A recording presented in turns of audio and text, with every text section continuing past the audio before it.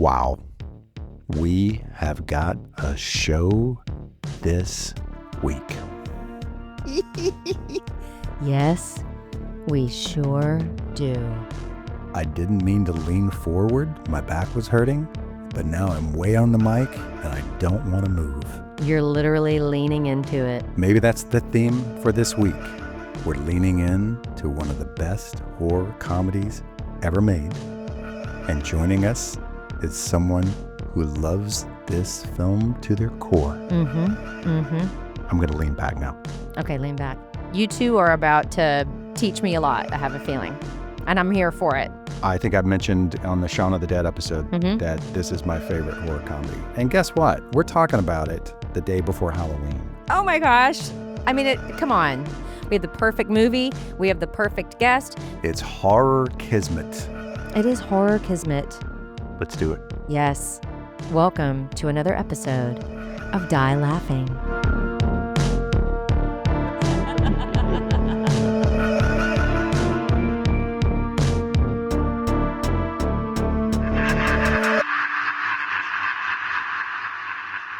Hey, Lindsey.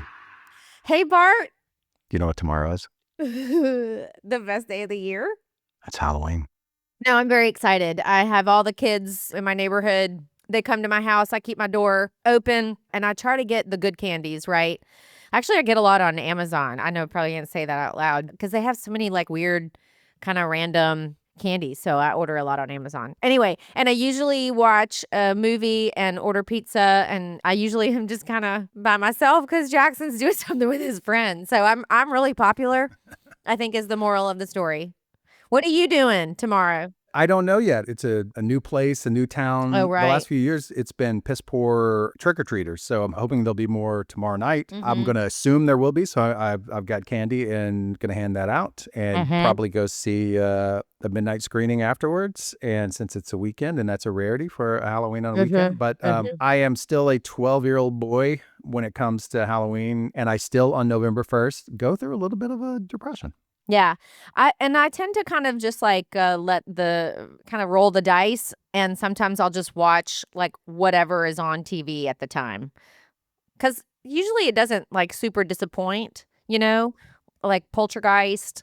That made me happy one year. I was like, oh my God, I haven't seen this in forever. So we watched that. Yep. Sometimes it's just random and it's Clue, which is one of my favorite movies of all time. So I'm fine with that too. I love those cheap public domain channels on Roku, just like classic horror and things like that. And you can just run those on a loop. That's what I've been doing for the last week, is just running those on a loop. Old classic public domain horror movies. They're great. Yeah. First, let's talk about the movie we're doing this week. Yes. I couldn't think of a more Halloween perfect horror comedy than this one. I think we talked about it on previous episodes. It's my fave. It's my favorite horror comedy. I remember seeing the trailer for the first time in 1985 and just thinking, I got to see that fucking movie. Yep. So, Lindsey, tell the fine folks what our movie is today. I'm very excited to say this. I'm excited that you're letting me say it. But today, we are talking about The Return of the Living Dead. Fuck yes. Oh my God, it's so fucking good. My favorite horror comedy of all time. Ever. And can we talk about how perfect our guest is for this? The stars have aligned. The stars have aligned. So let's get right into it because we're going to have a lot to talk about. Our guest today is someone who is a close friend of both Lindsey and myself. He's a great producer, filmmaker. His company is Last Bite Films. Does amazing work. Love the guy dearly. Love hanging out with him. Love chatting with him. And you guys will too. So please welcome to Die Laughing, Joey Carr. Joey. Yay! Oh my gosh, you guys. I am so excited to be here. Like, genuinely been looking forward to this. Not only to talk about one of my favorite movies of all time, regardless of genre, right, but to talk to two of my favorite people, two creative forces, Lindsey and GB Shannon, Bart Shannon. This is just a thrill for me, truly. And let's party. It's the time to party, man. This is the best. Well, we're very excited to have you. There's so much to talk about. And I don't even know if you watched it again leading up to this, Joey, but I watched it yesterday. One thing I noticed that I guess it just never dawned on me until I watched it yesterday was how economical they are in the editing with the warehouse happens, then boom, it's Freddy's friends, then it's the warehouse and it's Freddy friends. If they stayed any longer on either one of those scenarios, you'd get a little bored, but they always like, we're cutting back to this one now, we're going back to this one, and there's always action going on.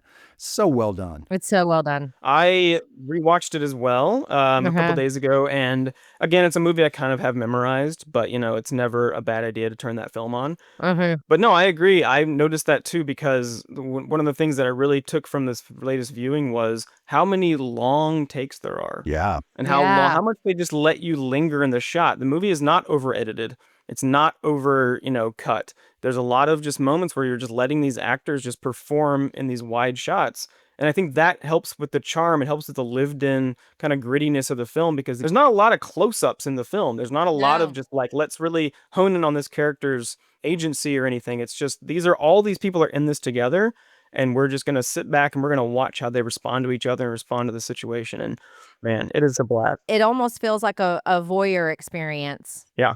100%. Which is, I think, what is a part of the appeal, right? You're like, I could be any of these characters and I'm watching all of them and I'm standing right here with them watching it all happen. Exactly. It's funny you said that, because I read that while they were shooting it, the DP came to Dan O'Bannon one day, the director, and said, on these shots, do you have to let it linger? Do you have to? Yeah. Do you have to? You have to. You have to let it. You have to let it linger. And Dan O'Bannon said, well, of course I do. And because the song hadn't come out yet. So yeah, his directorial debut. Yeah. Before we start chatting, let's go ahead and watch the trailer together. Oh, that's right. The trailer. To whet our horror and Halloween appetites. Dan O'Bannon's 1985 Return of the Living Dead.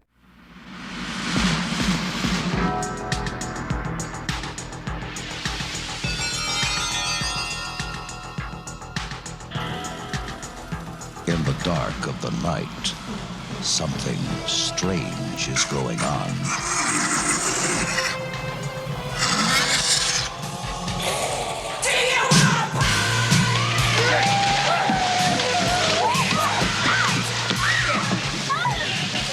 You see that movie, Night of the Living Dead? Sure. They ship those bodies. Well, say hello. The dead have risen from the grave. Mister, there's 100 of those things out there. How many did you say? 100. And now the question is, how do we get them back into the ground? Bert, Frank, we have a little problem. 4 left, 10 right.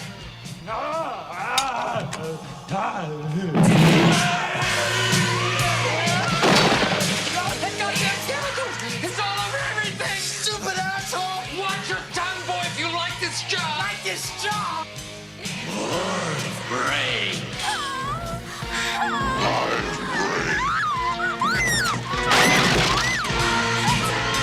Medical science is baffled. And it's a puzzle, because technically, you're not alive. Why do you eat people? Not people. Brains. How do you kill something that's already dead? Well, how do I know, Fred? I don't know. Let me think. It's not a bad question, Bert. In that movie, they destroyed the brain to kill him. Is that what they did? The brains, right? Brains! Brain! The brain! I hit the brain! Oh! Get it off! Get it off! Get it off! Get it off! Get it off! Get it off! The military is nervous. Usual crap. The police are confused.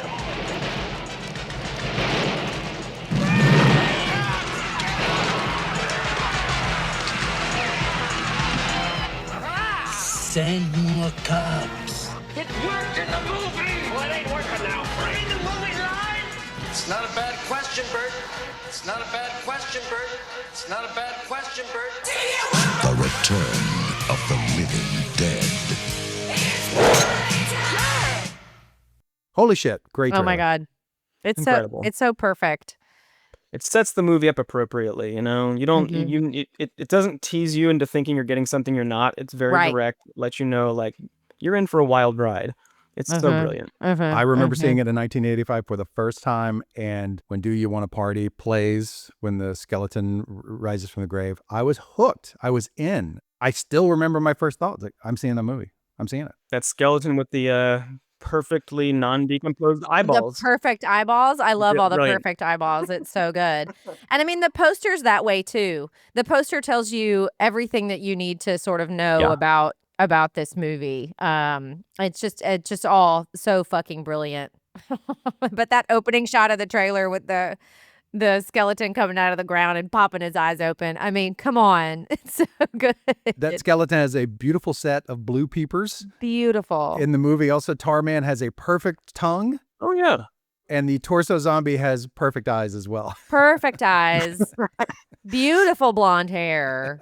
Beautiful, gorgeous. Beautiful, gorgeous, flowing blonde hair. You know, it's funny because, you know, I equate things to before my son is born and after my son is born. And I am sorry to say, fellas, but I have not seen this movie in my son's lifetime. Oh, wow. Wow. You know, I'd seen it, I don't know, probably 3 or 4 times, 5 times, I don't know, before that, but I haven't seen it in his lifetime, you know? And I was like, oh my God, I cannot fucking wait to watch this movie. It's been so long. I think I appreciated it more now and liked it more now than even I did when I was younger and watched it. It is a genuine horror comedy masterpiece, without question. It really Without is. question. Yeah, I think anybody that cares about this genre or anybody who really cares about filmmaking would probably tell you the same thing. I think it's a master class in tone management because Bingo. you cannot make this film the way that it is without understanding how to balance the horror and the comedy. And it does it brilliantly because to me, the movie doesn't really rely heavily on like jokes. You know, it's not over, it's not in your face. It's very deliberate in how in its pacing and everything. And so because it doesn't rely on that, it forces you to like just fully immerse yourself in what these characters are going through. And what's happening is not funny to them. Like this is not amusing to them, but the circumstances are funny. The way that these zombies are introduced, everything that they do is hilarious. But the characters are responding to this as they should. That this is a dire situation that they don't know how to get out of. Joey, that is exactly why it works. I don't need to be a wink and a nod to, right? I want you to understand your stakes. And that's the way satire works. If you're not in it and if you're a part of the wink and the nod, then it doesn't work. That's one of the things that you really notice throughout this film when they are talking to each other. They are truly sweating and truly afraid. I mean, even Freddie, I'm like, this poor guy, he is in pain. Yeah. I can feel his pain. I can feel rigor mortis setting in. That's the horror element that's so strong, you know, watching these people just literally dying while being alive. It is a difficult balancing act that movie manages to nail. Yeah, yeah. We covered Shaun of the Dead last week, and Shaun of the Dead, just brilliant jokes, brilliant humor, laugh out loud funny. And we said it's the pinnacle of horror comedy, and I still stand by that. But it's still only my second favorite to this movie. This is my favorite. Shaun of the Dead is my second favorite, even though Shaun of the Dead is way funnier. I don't think anyone's going to be able to argue against that. Yeah, and it's a joke a minute movie, you know. It is you know. Yeah. It's very winky, it's having fun, it knows it's having fun until it's not. There's still dark moments in Shaun of the Dead where it really you know, it forgets it's a comedy for a while, but you know, it's established itself so well at that point that it's okay. It works. The humor in this is situational and characters. So, you know, you got these great characters delivering really funny performances, especially James Carr and Frank. That was the person who stood out to me when I first saw the trailer and when I first saw the movie. James Carr, he's the man that gave us Poltergeist. He's the man who built the houses on the native land. That's right. Move the tombstones, but not the bodies. But not the bodies. Son of a bitch. Son of a bitch. Yeah, Poltergeist, Mulholland Drive. He's in Mulholland Drive. Yeah. So it's situational humor and it's character humor. There's a few jokes here and there, but not jokey jokes, but just funny lines. But yeah, the tone of this is so hard to perfect. And they did. Yeah. Let's get started with a backstory a little bit. Yeah. You know, it was made in 1985, directed by Dan O'Bannon. Dan O'Bannon wrote a little obscure movie that nobody's ever heard of called Alien. You would think you don't need to do anything else. You write Alien, done. Your career's over. His kind of was. Strange, right? Yeah, weird. So this was his directorial debut, but the screenplay of this and the original story it came from is where it gets really fascinating. So the screenplay was an adaptation of a story of the same name by John Russo, who also co-wrote Night of the Living Dead, and Russell Strainer, who was the actor who uttered the classic line, "They're coming to get you, Barbara." So they wrote this fucking story. And another great horror connection, originally optioned by Tobe Hooper. So Tobe Hooper was looking to make this thing and eventually backed out of it. So it lands in Dan O'Bannon's hands. Dan O'Bannon writes this just amazing script. But the backstory on... Did Rudy Ricci have anything to do with the story? He was the third writer on the story. Okay, Yeah, the original story. okay. So Russo and George Romero, they co-wrote Night of the Living Dead together. And then after that, they kind of had a falling out about the direction they wanted any future projects to go, which gets us to where we are now because Russo wanted them to be a little more comedic. And George Romero was very against that and wanted these serious horrors. So that's where they parted ways. And in fact, a judge had to intervene and Romero was granted Of the Dead. So in the future, he could use Of the Dead in his titles and Russo could use Living Dead. And so that's how that was separated. And because of that separation, we get a movie like this because George Romero would have never made a movie like this. But so this movie is steeped in the Pittsburgh birth of zombies as we know them. So the pedigree and the origin of this is just so rad and kind of what leads us to this great film. And it's still not without legal issues. Yeah, there's some new issues that popped up, right? Yeah. You know, I mean, it just kind of talks to the popularity, right, of this film and what it has meant just to filmmaking overall. Just the fact that, legal drama and a legacy is still sort of fought over the IP rights to it and who owns the characters. And, it's sort of still an ongoing battle. But anyway, yeah, so maybe we should kind of start at the top and jump into what's going on in this fine feature film, The Return of the Living Dead. Yeah, let's get it started. So we open on this medical supply company in Louisville, Kentucky. You need a medical supply. You need a medical supply. Don't we all? So right away, we're in the warehouse and we meet Bart, played by Clu Gulliger, who is the owner of the warehouse. And he's headed out for the night. His foreman, Frank, played by James Karen, as we mentioned, just a great character actor who does comedy really well, but has been a dick in a lot of movies also. Clu has an extremely long... Clu's the best, man. Like, he was like go-to guy in Westerns, but he also was a director, too. He had directed one of my favorite short films ever made called Day with the Boys. Highly recommend it. It's a short film. It's just kind of like observational, follows these children throughout the day, like playing, no dialogue until you realize exactly what these children are doing. I will not spoil. Please watch it. It's out there in the YouTube and things. Ooh, I love Day it. with the Boys, Clu Gulager. Man, he had it. Yeah. Well, and we're talking a career that goes from, The Last Picture Show to this movie to Nightmare on Elm Street 2. He was in Once Upon a Time in Hollywood. That's right. He was. His son also was like the winner of the third Project Greenlight that HBO produced, that show. He did the movie Feast, I think is what it was called. It's like the first horror movie that they produced through Project Greenlight. That was John Gulager, his son. And Clu's in the film as well, among other folks. One thing I noticed watching it yesterday that I certainly didn't notice when I was a teenager seeing it for the first time, they had to gray his hair. That's not the actual color of his hair. It's definitely theater gray that they've sprayed into his hair. So to my eyes, he looks 60. It's like, why do you have to add gray hair to him? But I don't know how old he was. And that was 40 years ago. So he was probably in his 40s. So yeah, Frank the foreman is showing Freddie, the new hire, around. And he's just showing around, very thorough, showing him around the warehouse. Right off the bat, we get to see the split dogs and skeletons with perfect teeth. All of these just great elements. This scene, again, the first time I ever saw it, I was just totally hooked. There's that great dolly shot where, like you were talking about earlier, Joey, how it's just... everything lingers. So this dolly shot follows them down the aisles of this warehouse and seeing all the stuff, and then follows them back. And it goes on for quite a while. And if you watch that shot, really well done. A lot of information relayed with minimal effort. And it really establishes the dynamic between the two of them that is extremely important to the whole movie. Just their relationship and how like deadly serious but naively stupid Freddy is. And Frank's like just kind of fucking with him, just kind of not taking us all that seriously. But if you watch Tom Matthews' performance, he's just like fully engrossed in everything this man is saying and taking it all very literally, even when he's fucking with him. It's so good. So after we see the split dogs and we see the skeletons, the split fucking dogs. Heartbreaking. Oh, oof, so good, but so bad.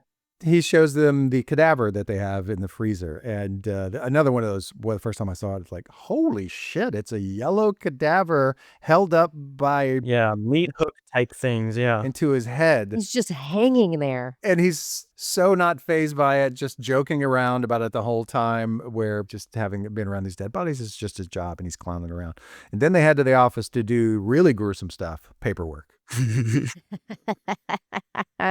He takes Freddy to the office to show him some paperwork, and immediately, and again, what I was talking about earlier about how we just cut back and forth between the warehouse stuff and the friends. So we cut away from there, and we meet Freddy's crew as they're on their way to the warehouse. Iconic introduction shot. Iconic.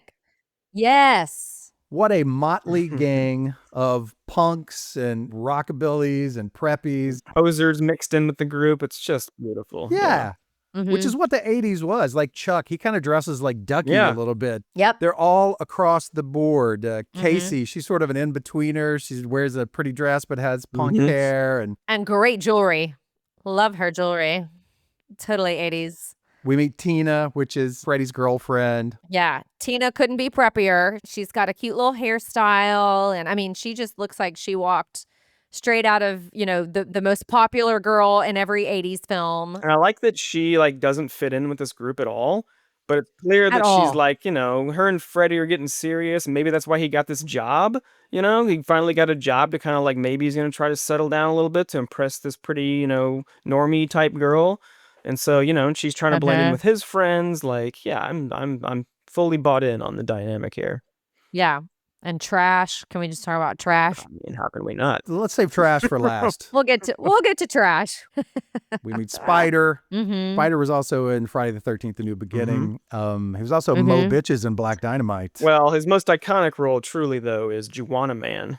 If you remember that film, as the former NBA player who goes in drag to join the WNBA. So that movie is a real movie. It's out there for you to watch anytime. Good. Excellent. I'm right on top of that, Rose. I hear it being added to queues across streaming services all across the globe as we speak. Yeah. Like I said, there's Chuck and Casey. Then there's Scuzz. You want to talk a throwaway character. Scuzz. I mean, the movie is impeccable across the board, but that role, that actor sucks. That performance sucks. The real guy sucks. Yeah. That's the only part of this that I think would love to recast, would love to try again. He looks great. Yeah, he does. But even a lot of his dialogue is clearly bad ADR that they had to do. Everything about it just kind of falls apart. That's my biggest gripe about this movie, is that performance and that characterization. I had a mole removed from my neck a few years ago. That mole could have played Scuzz. Beautiful. You've still got that mole, don't you? Oh, yeah, I do. Just in case the right part comes along. You never know. I've got you covered. Have I got the actor for you? Yeah, he's definitely the throwaway. I'm not even sure they needed him. And honestly, I always forget about him until he shows up at the mortuary later, and thankfully not around for long. It's like, oh, that guy. I forgot all about that guy. Generally speaking, that's what makes this movie so great, is how nuanced and well-defined each of these people are within, instantaneously. You understand who they are. You understand their dynamics. Yeah. Rounding out the friends, one who always stuck with me was Suicide. Suicide is the main punk of the group. He's the driver. He's the one who always drives them around bitching about nobody chipping in for gas. For gas. And then we get to Trash. Oh, Lord. The icon. So Trash is an icon. Trash, played by Linnea Quigley. And in this role, Linnea Quigley does what Linnea Quigley does best, and that's disrobe. Yeah. Any teenage boy who saw this as a teenager has always had a lasting fond memory of Trash. Yep. I was about 8 years old when I saw this movie the first time. And when she took all of her clothes off, I was like, oh, that's what they look like. Yeah. Yeah. And I don't care what woman tells you or tries to act differently, but every woman was like, I wish I looked that good naked. I totally do. I just really do, man. You gotta remember, that was her job. Her job was to look that good naked, I know, but my God, she looks so fucking good naked. Can I objectify for a second? Please. I objectify. It's fine. This is 1985. Yeah. As we know, looking back at history, breast implants were not perfected in 1985. No, they were not. She is genetically unflawed in that regard. It's impressive. 1,000%. Yeah. I mean, like, I'm sitting here going, how? How? She has been gifted by the horror gods. I mean, there was no other place for her to be than in horror films with tits like that. My God, they're perfection. They are a thing of beauty.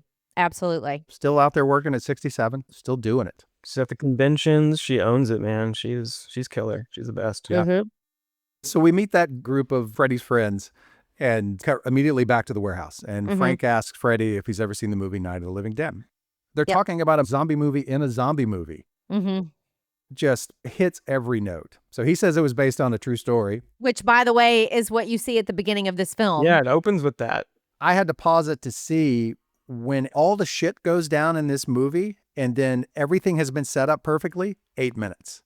8 minutes is when everything happens. Jesus. So Frank tells Freddie that it was based on a true story, tells him of this military-grade chemical called 2,4,5-trioxin that leached into the ground at a Pennsylvania morgue, and it caused these corpses to jerk around. He says that, they had to change it up because they threatened to sue the filmmakers if they told the story right, so they had to change it up. But Freddie doesn't believe him, and then Frank has a surprise for him. Yeah. Tells him that an order got mixed up and a military contractor actually delivered several barrels to their warehouse that had been sitting in the basement ever since. This fucking performance here, the whole, the corpses, when he sticks his tongue out. In the basement. It's so good. It's in the basement. I love how much he's just like, he's so excited to be telling this information to someone. He's been holding it in for so long and he's so happy to just like spill the beans on the one thing he's not supposed to be talking about. Incredible. I mean, Freddie's not the first person to work there since these barrels have been there, right? I think it shows Frank loves that this guy is sort of interested and intrigued. And, this may be somebody who could work here for a while. And so let me try to impress him by how long we've, had these barrels and what they do. And he's like so wide-eyed telling him all of this stuff. It feels so real. It feels human. I love that he chose Freddie for it. His performance is so good now that I've seen it so many times. I always start watching his performance thinking how it would be if someone hadn't done it that way.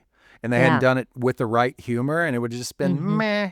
But he nailed it. And the way it had to happen for this tone to be what it is. And he nailed it. He nailed it so much that when he passed away, I believe it was 2018 at the Academy Awards, they showed, at the in memoriam piece, you get a clip of James Cairn in that office. Even they acknowledged how strong he was in that scene. And that phone rings and it's his wife and he's like, keep the pot roast hot for me.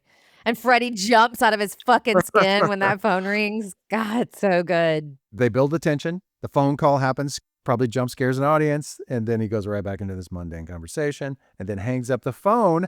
He hangs up the phone and then immediately just goes, want to see him? And Freddie's forgotten the conversation. He's like, and he's what? like, see what? He's, the corpses. The corpses. They're in the basement. Come on. And then they just run down to the basement. He is so excited. Run like kids. And they let you know right there, watch that third step. It's a doozy. That's going to come in handy later. So they get down to the basement and Frank shows him the containers. And I've always loved how he did, instead of like pulling a piece of paper towel off the roll, he just takes the wipes whole it roll with the whole paper. Again, who does that? That's not in the script. That's not in the script. Right. He just did that. So he wipes away the dust off the container and you see the face of a corpse in the container. A great practical corpse as well. Just it was waxed, right? That was like a wax design that they melted, they heated, to get that shot. Yeah. Yep. And then Freddie's concerned about that they may leak, and he said, "Oh, these were made by the Army Corps of Engineers." And then Frank hits it. Hits, score, perfect. Immediate leak. The gas goes through the ventilation system, spreads throughout the building, knocks them out cold. They're immediately out breathing it in. Ugh. They're laying on the floor at the place where it is pouring out. And you would think they would be the ones who go first. But I love this about every zombie movie. It's almost Yeah. like Philip in Shaun of the Dead. It's like he probably should have turned way sooner because Barbara turned real quick. There's always this really fluctuating how quickly someone turns. Some people turn quick, some don't. Maybe it's just stamina. It's stamina. Yeah. Everybody's chemistry and makeup is different, Bart. I love how it just introduces the credits at that point. You've kind of forgotten at that point that we haven't even gotten to the Yeah. credits yet. And you said it was 8 minutes, right? Before Yeah. when this happens. Yeah. Yep. And then that score pops in, which I honestly would put that score up against any other horror movie Oh my ever made. God. Like I still hum that score to myself at random times in my life. It's so good. Yeah. Boom, boom, Yep. boom. Yeah. It's so Bonk, great. bonk. And even the things that I didn't used to like about it that I now like anytime you see a movie that decides to do slow motion scenes later and they do it in post where it's video slow-mo, I always like, that's cheap. But it just makes this film feel even weirder. The fact that it's not real slow-mo shot in camera and it's done in post, which they do it in the credit sequence. We push in to see the cadaver again to remember like, oh, there's a cadaver here. Don't forget that we showed you the cadaver earlier. Don't forget. Yeah. So here we cut away to meet this military guy coming home from work. Total prick to his wife, obviously under a lot of stress. Huge house, like it looks like it's in Malibu, right on the fucking water. You know, it's like right off the PCH. And he's got guards at his gate that let him in. This guy is important. You know that immediately. And it's lit so broadly, his home. It's almost like a 70s made-for-TV movie, how it's lit. I don't know if that I was was... say it's like Dallas, you know? Yeah. I was going to say it's Falcon Crest. We got to shoot all of the military stuff in one day. So let's just throw some light up there and let's get this in the can. I love this scene, though. I love this scene. It made me giggle so much. Talking to his wife, who's setting the table for dinner. You know, she's got to do the same thing every night. And she is working so hard to make her husband happy. And I just don't think there's any making him happy. Not until he finds those canisters. How was your day, honey? Usual crap. That's right. She goes, I made your favorite, lamb chops. He goes, I had them for lunch. Back in Louisville, the gang arrives to pick up Freddie. They're a little early, so they have nothing better to do. So they decide to go hang out in the cemetery next door, which is what a lot of young people always do in cities like Louisville. We get them walking into the cemetery. There's kind of a little more dynamic between all of them. And Tina starts to leave, right? No, she hasn't left yet. I think she's Not still yet. there. She waits till the evening, I believe, yeah.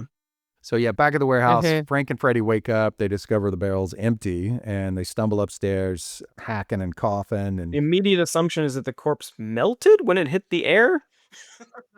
That's what he says. He says, must have melted. Yeah, that's what he says. Like, oh, okay. Yeah. Is that how that works? But sure, we'll go with that. Yeah. Yeah. And I always love the amount of sweat that's pouring out of Frank's underarms in this scene. Just from his armpits to his hips, he's got underarm sweat. He is just, I know. Do you think they're like, hey, he's dry again. Get that bucket over here. Let's get him all sweaty again. But they're already a little peaked at this point. They're looking like they've been through it. So they get upstairs and immediately they hear some whimpering. And they go over to find the split dogs laying on the side. But what do you call that when a dog goes? Panting. Panting. Panting. Yeah. Panting. Dogs panting. Do that again, Bart. Do that one more time. The corpses. I remember this scene as well, just thinking, what the fuck? These split dogs cut in half have come to life. And so Frank grabs a panting crutch and starts beating them, and the little yelping, whimper and yelp every time he has a... Oh, it's terrifying. And he Freddie's stops like, him. Freddie stops him. Yeah. Freddie stops him. You're gonna kill those poor dogs. And there's also that great shot of the butterflies. I love that. I was gonna say, so great. Yeah, the butterflies. What a simple little touch to also just let you know everything's come back to life. Yeah, everything has animated, come back alive. And then immediately we hear sounds coming from the freezer. The cadaver has awoken. What a great way to ramp this fucking tension up with that cadaver. And they have to go over and lock the door because the door is unlocked. And this is where James Cameron's really starting to amp it up in a big way. That like, man, you've got to trust that actor to hit this because it could become annoying fast. Yep. But he manages to ride that line and never become like so annoying that you want him to fuck off, Like you're still like locked in with him and Freddy's dynamic. But man, the wrong actor doing that would have just killed this movie. Just a tweak, and it could be annoying. I found them annoying in Return of the Living Dead too. 100% agree. Yeah. He was, but I think that that's probably how it was written and probably how he was I think Dan directed. O'Bannon had a lot. I think his vision was pretty clear on this about how that was to be delivered, and I'm sure he kept them in that very narrow window of tone. Yeah. And then in Return of the Living Dead 2, it just was all over the map. And I remember that from the one time I saw it, just like, God, there is no tone to this. It's just so confused. Like you said, is this for kids? There's violence, but then it feels like it's made for 12-year-olds. Yeah. Yeah. A movie with an identity crisis is what Exactly. it was. And a Michael Jackson zombie. And so dumb. So dumb. Womp womp. They're panicked because they realize that shit has gotten real. And I love the line where Frank says, what's your tongue, boy, if you want to keep this job? And Freddie goes, keep this job. Keep this job. So he's still thinking everything's going to be okay. So good. Yeah. So they decide to call Bart. I love when he sits down, Calming himself. takes a drink of his coffee, calms down. Bart, this is Frank. We have a little problem here. Just such a good performance. So they're hanging out back at the cemetery, and Trash, Linnea Quigley, she starts talking about how she would like to be killed, and she says the way she would prefer to be killed, to be ripped apart by a bunch of old men, which I think most of us probably feel the same way. That's kind of how we all want to go down. Yeah, absolutely. That felt right when she said it. I was like, that tracks. So we see all of Freddy's friends in the cemetery. And again, I saw this in 1985. I was a teenager.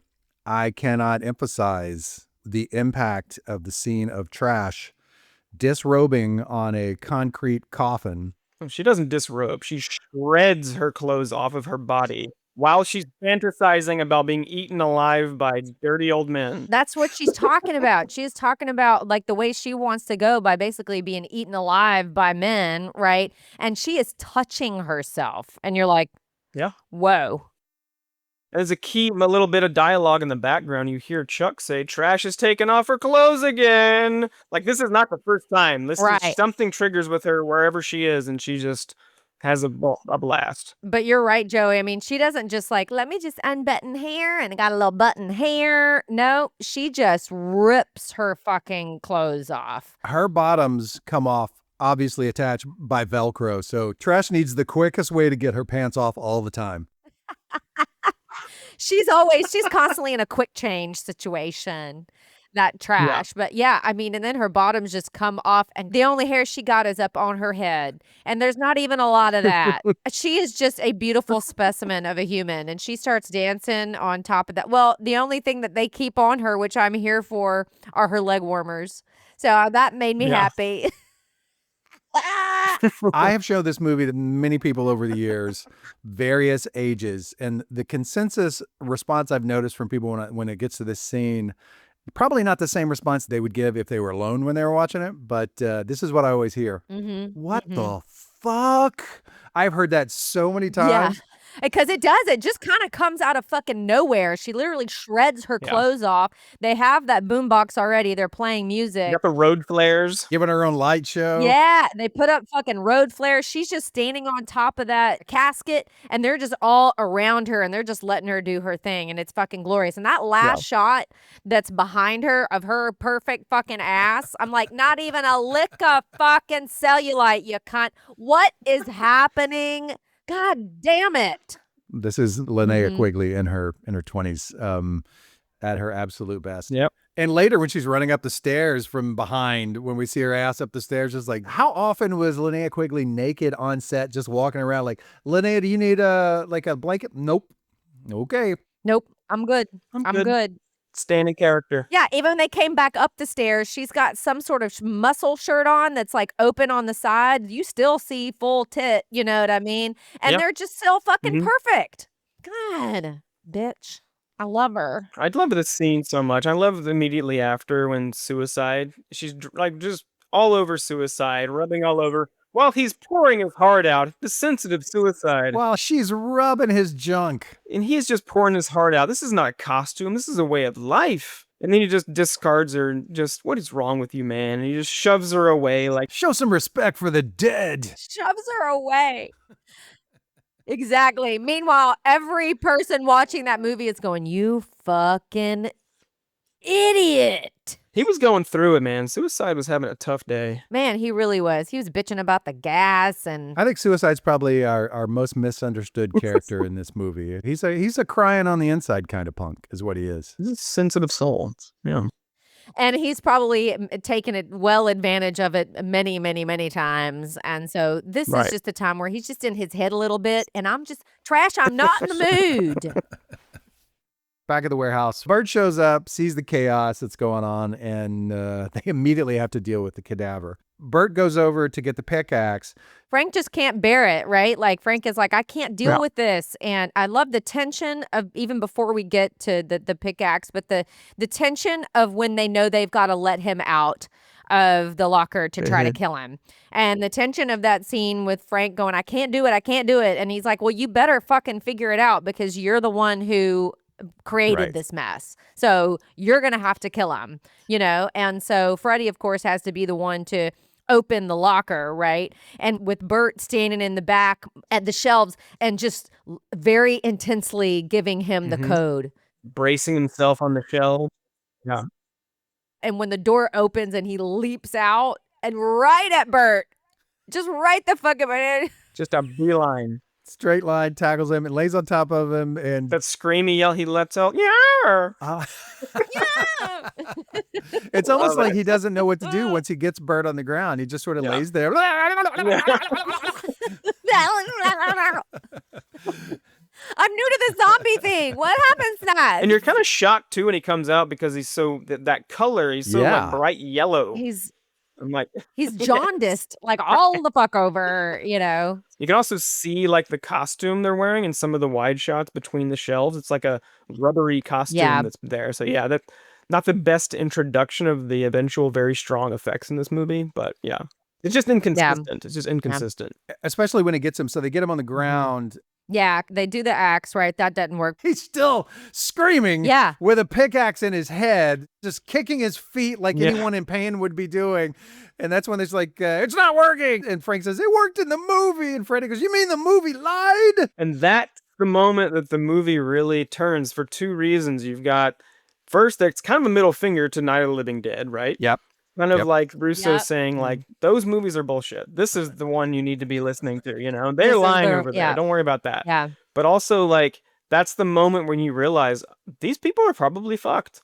You know, you cannot destroy this thing in the most traditional way that you think you can. And yeah, that's where, without establishing that pretty quickly, you know, you realize just how much trouble these people are in.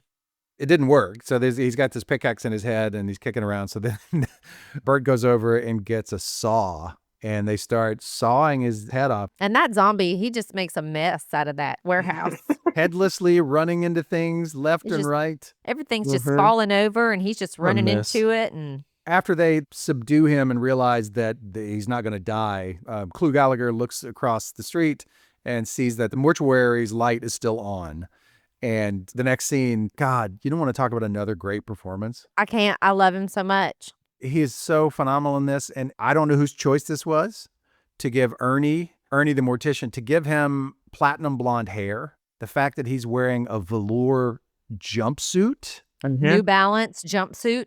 He got the NB just right there on his jacket. Well, there's a lot of allusions to the possibility this man may be a former Nazi.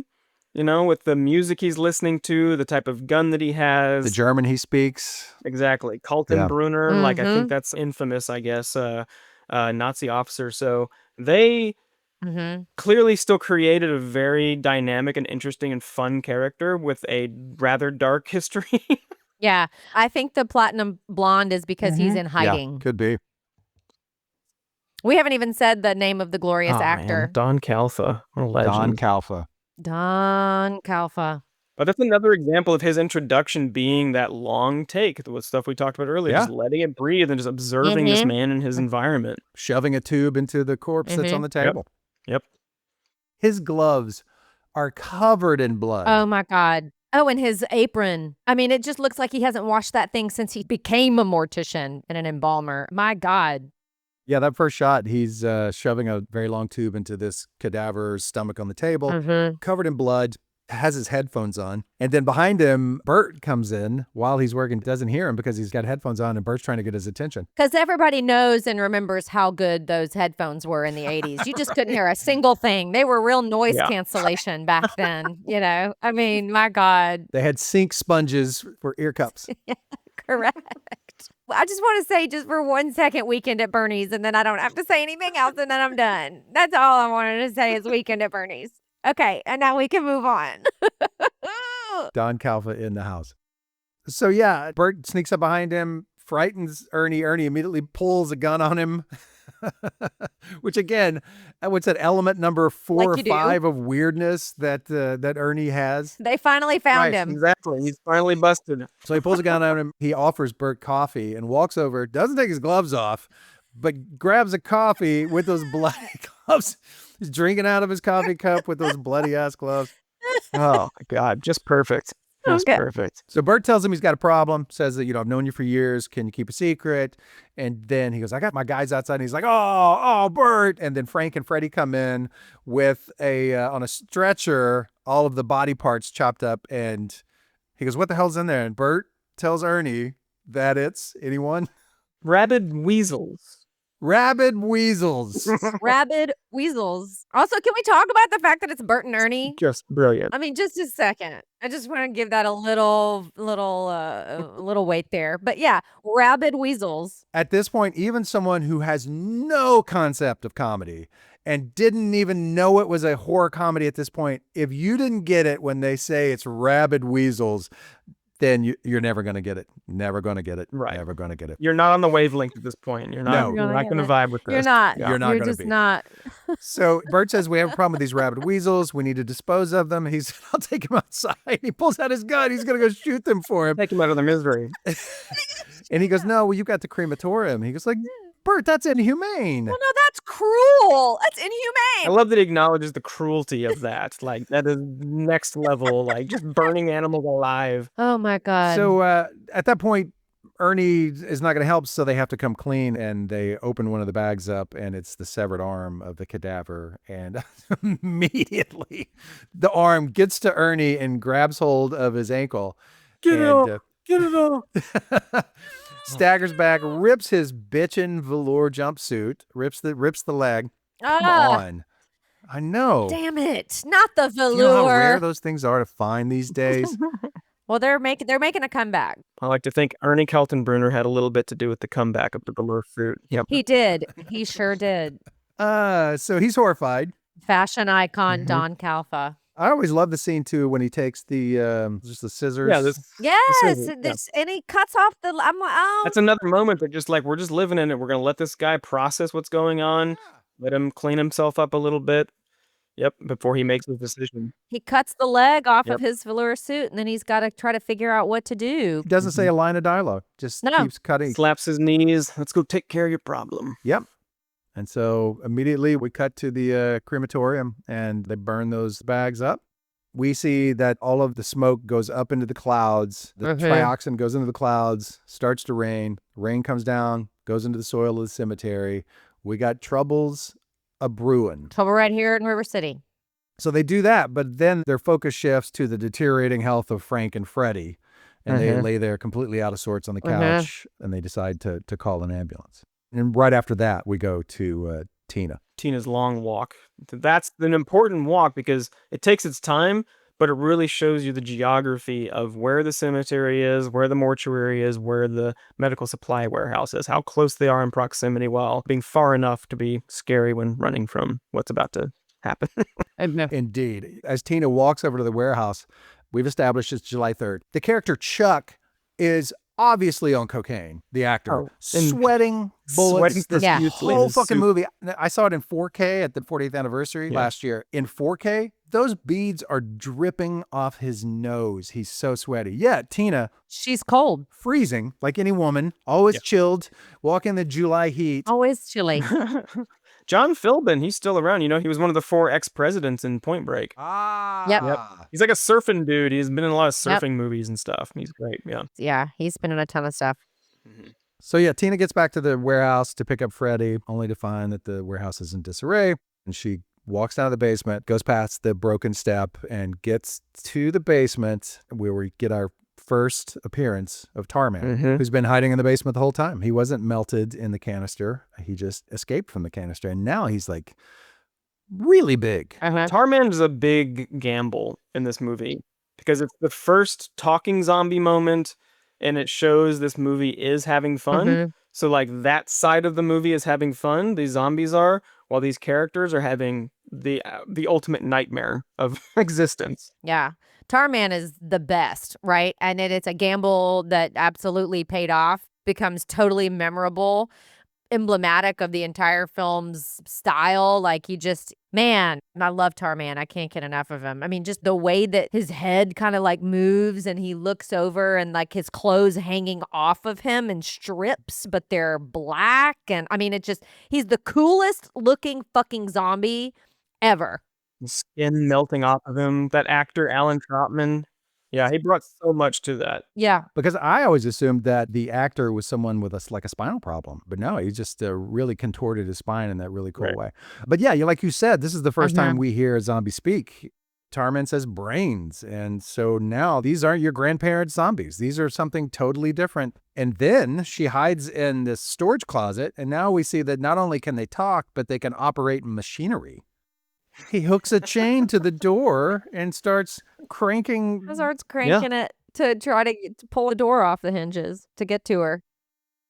Right before the rain started, and that was when the rest of the friends they're in the rainstorm, they're saying it burns, and so they all run to Suicide's car, and they get in the car, and they're all kind of freaking out that the rain is, and again, Linnea Quigley just naked. Yeah, just totally naked in the back seat, half covered up, and she goes, "What do y'all think is in that rain?" Or something. What's her line? It's really burning. Yeah. They escape the rain, and while Tina's locked in the closet, they show up, Freddie's friends, looking for Tina, and they hear her scream from the basement. So they go down the basement. They see the door and the chain, and the door being winched away, and the door gets pulled off, and then Suicide pulls the curtain back. And then it's Tarman who says, probably one of the more iconic lines, even more than brains, more brains. Then chomp. Big chomp out of Suicide's skull. Oh. Well, that's when Spider then because Tarman's is devouring Suicide's brains. Spider takes that paint can and chunks it at him. He goes and shuts the door, and they just all keep running, and he's like, "Y'all, you want to come back and help me out?" And so Spider kind of becomes like the de facto leader, I guess, once Suicide's done for. Then we come back to the mortuary. The medics have arrived to check on Frank and Freddie. And iconic scene. I remember the first time I saw the scene, just sort of like, wow, they're alive, but they're dead. They take all of their vitals. They have no pulse. They have no blood pressure. Their temperature is 70 degrees, room temperature. So the conversation they have. And it's another long shot that just lets it sit there. And that, to me, this is the real horror of this movie, is what these guys are going through. When you really realize what is happening to them. Like there's another scene coming up that's just as equally upsetting, but that is up there. I mean, you can tell then that like their pain is real and you can feel it. And so now by the time we get to this paramedic scene, you're looking at them and you're just like, oh my God, he sticks out his tongue and it's fucking yellow. His eyes, I mean, they get more and more red with every shot. And that's the other brilliant thing, you know, that this film does is throughout this time that they're sort of turning, right? Every time you see them, they look a little worse. And they look a lot worse at this point. And I love still too, Bert, he was still not helpful. The paramedics are asking him, like, what is going on here? He's like, well, like, your friends' lives depend on this. We're like, we got into some chemicals, but, you know, I can't call that company till tomorrow, so best of luck. And I love the first line that the paramedics have. One of them says, hey, can I borrow your stethoscope? And he goes, what's the matter? And he goes, well, something's wrong with mine. I'm not getting anything. And the other one goes, well, I'm not getting anything either. It's just a great way to set up. It would never cross your mind that these people are dead, but they're not dead. So obviously my equipment is faulty. Even a stethoscope, which stethoscopes, my guess, don't go out. I think the battery's out on my stethoscope. Right. But the best part is that they want to talk it amongst themselves about Right. 2 feet away. In front of the front of the people they're actually working on. Yeah. Don't talk about me like I'm not here. But the best part is when they start to walk away, Ernie decides he's got to be a part of the conversation, and you see them push Ernie away. He pushes Ernie away. I'm like, oh, poor Ernie. This is his profession too. I know. He's just as involved now as anyone else. Man. He knows what rigor mortis looks like. At this point, we cut back. So now all the friends are running back to the cemetery in that rain, and dead are rising everywhere. That's when the punks leave medical supply warehouse, run back to the cemetery. That's when the movie, hits 100 and doesn't let up. Oh, man. This is go time. It's go time, fellas. Yeah. Yep. So they run through the cemetery, and this is when Trash gets her wish. Her wish comes true. Be careful what you wish for, Trash. So she gets taken down by a bunch of mud-covered zombies, and they just take her down and start ripping her apart, even though she had no wounds, no noticeable wounds later. Yeah, confused about that. Yeah, it wasn't quite what I think she thought it was going to be, that feeling. Never is when people are trying to sound cool. But I kind of like how, she's so tough. She's established, she's very tough. She's going to rip her clothes off, and she's going to talk about being eaten alive. And then when it comes down to it, she's a frightened teenage girl, essentially, who's getting killed. And I think Linnea Quigley, again, not the greatest actress in the world, but in that moment, you do feel for her. She's getting pulled down and just devoured by these hideous monsters. It's upsetting. It is genuinely frightening. And also, they just leave her the fuck alone. They just run off. They help Tina when she falls down. Like, oh, she fell down in the water. Let's help her up. Poor Trash is just left there to fend for herself. And it doesn't go well for her. Does not go well, no. So Scuzz, Spider, and Tina make it to the mortuary, and Ernie lets them in with gun in hand. Mm-hmm. So they get inside at about the same time that the paramedics are going out the back door. And while they go out the back door, they get attacked by a gang of zombies. Well, they get attacked one by one at first, because one of them goes to the back of the ambulance and the other guy goes to the front. And the very scary scene, too, that zombie that just opens the door and walks through the passenger door and grabs him. Yeah, but it's great. He turns the lights on and they're just all there. It's a great shot. Great shot. Just covered in mud. We also haven't addressed that these are fast-moving zombies, too. Right. Yep. Right. Which I think I said in our Shaun of the Dead episode that maybe Dawn of the Dead remake or 28 Days Later was my first, but that is not true. That it would be this one. And that's not. Everybody thinks it's 28 Days Later, but it's this. It's Return of the Living Dead. So yeah, both the medics go down. We saw Tarman being able to use tools and figure out problem solving. Now we see the undead grab the radio from the ambulance and say, "Hello, dispatch. Send more paramedics." More paramedics. We got to go back to when Tina, Spider, and Scuzz enter the mortuary, right? And that's when Ernie and Bert realize what's going on. That somehow, they don't know exactly how this has happened, but the dead have risen from the cemetery. And Bert's reaction, as a kid, scared me almost more than anything else, because he is mortified.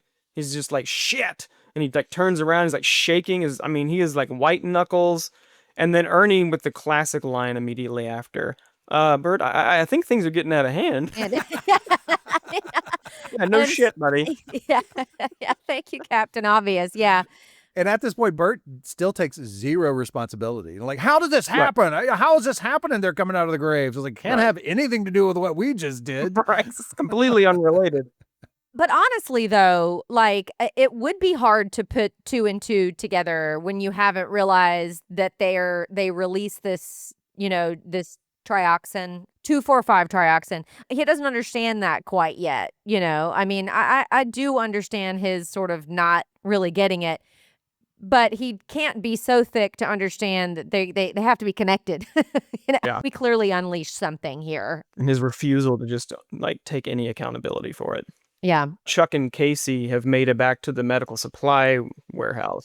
So they've busted back in there and end up in the office because they're looking for a phone. And so they go to the office, grab a phone, but immediately a zombie jumps through the window before they can make the call, rips the phone off the hinges. I always had a problem with this scene in the sense that when they close that door, that is a screen door. And that zombie is just like barely raping his, running his fingers over the screen. It's like, that door is not going to hold. A Yeah. little chihuahua trying to get in that back door. Mm-hmm. Obviously, that's a zombie that does not have natural ability. Yeah.